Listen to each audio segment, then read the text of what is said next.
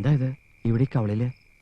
ഒന്നുമില്ല, വെറുതെ കവളിൽ തൊട്ടു നോക്കാൻ ഓരോന്ന് ചോദിക്കണതല്ലേ. അതെ, ഞാനൊന്ന് തൊട്ടോട്ടെ?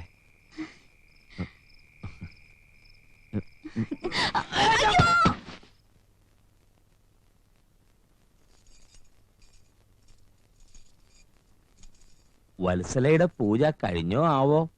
കഴിഞ്ഞു, ഭംഗിയായിട്ട് കഴിഞ്ഞു. ശൈവഭൂതങ്ങളുടെ സന്തോഷമൊന്നും പറയണ്ട.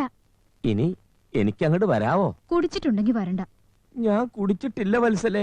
എന്നാ വന്നോളൂ. ആ അയ്യോ, ഈ ബംഗ്ലാവിൽ വേറെ എത്ര മുറിയുണ്ടോടി നിനക്ക് പൂജിക്കാൻ?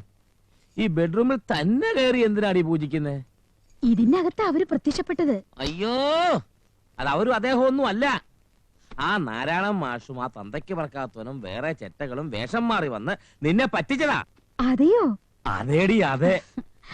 അതിന്റെ ക്ഷീണം മാറാതെ ഭ്രാന്തം പിടിച്ച് ഞാൻ നടക്കുമ്പോ നീ ഇങ്ങനെ 24 മണിക്കൂറും മണിയും കൊട്ടിക്കൊണ്ട് നടന്നാൽ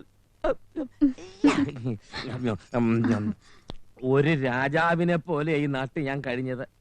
ഒരൊറ്റ രാത്രി കൊണ്ട് സകല നാട്ടുകാരെയും വശീകരിച്ച് അവരെന്റെ നെഞ്ചത്ത് കയറി. ചന്ദ്രപ്പൻ കെട്ടേണ്ട പെണ്ണിനെ ഒതുക്കി ഒരു ചിന്നമ്മണിയാക്കി അവരങ്ങ് വീട്ടിൽ കൊണ്ടുവച്ചിരിക്കുക.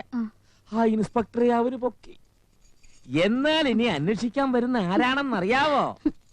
ചിന്നക്കുറുപ്പിന്റെ ബന്ധത്തിലുള്ളൊരു DSP. അത് ചിന്നമ്മണിയാണെന്ന് ഏത് നാറി പറഞ്ഞാലും കുഞ്ഞുനാളിലെ DSP അവളെ കണ്ടിട്ടുണ്ടേ. അവളെ അവിടുന്ന് പുറത്തിറക്കി ചന്ദ്രപ്പനെ കൊണ്ട് കെട്ടിച്ചു കഴിഞ്ഞാൽ ഇത്തിരി ചില്ലറ ചെലവായാലും തിരക്കേടില്ല. ആ അച്ഛനെ മകനെ ഈ കുറുപ്പ് തട്ടും. സകല ദുഷ്ടത്തരവും മനസ്സിലിട്ട് കള്ളരേഖയുണ്ടാക്കി ആ സാധു നാരായണ മാഷയുടെ സ്വത്ത് സ്വന്താക്കിയില്ലേ? മോശം കിട്ടണമെങ്കിൽ അത് തിരിച്ചു കൊടുക്ക്, അല്ലേ 2 കണ്ണും പൊട്ടിപ്പോകും. കിടന്നോളൂ, അടുത്ത പൂജ പുലർച്ചെ 4 മണിക്കേ ഉള്ളൂ. ഈ രാത്രിയും പോക്കായി.